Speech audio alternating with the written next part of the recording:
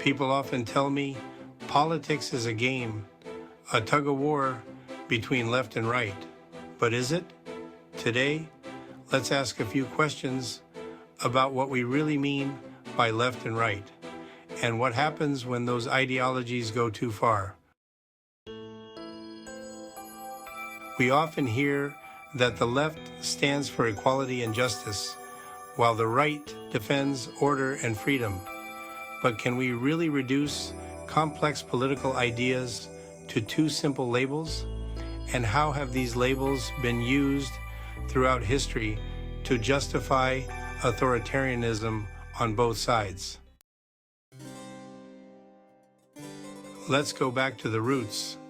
The terms left and right were first used in the French Revolution. The left represented those fighting for equality, those who wanted to break down the old aristocratic hierarchies. The right, on the other hand, wanted to preserve order and tradition. Sound familiar? But when we try to stick to these definitions too rigidly, we run into a problem. Take the extremes, for example. When the left goes too far in its pursuit of equality, we see the rise of communism and totalitarianism, where the state controls everything to maintain its idea of fairness.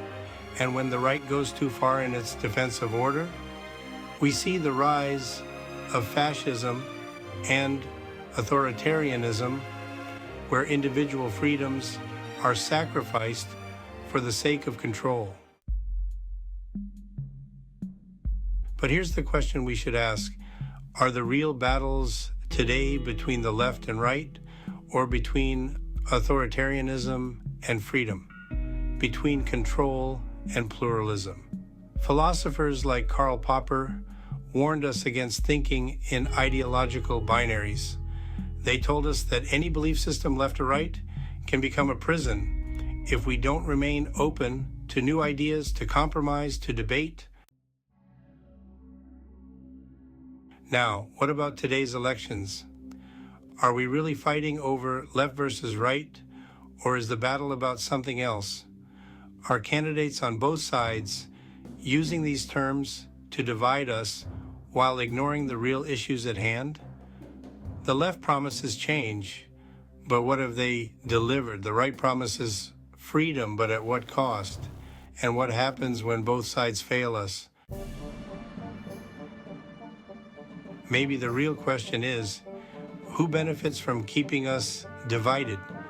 When we focus on whether we're left or right, do we miss the fact that both sides are becoming increasingly authoritarian in their actions?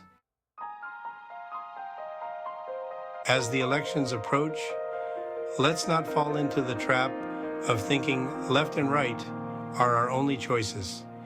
The real question we need to ask is, who will defend our freedoms, our rights, our democracy, regardless of where they stand on the spectrum?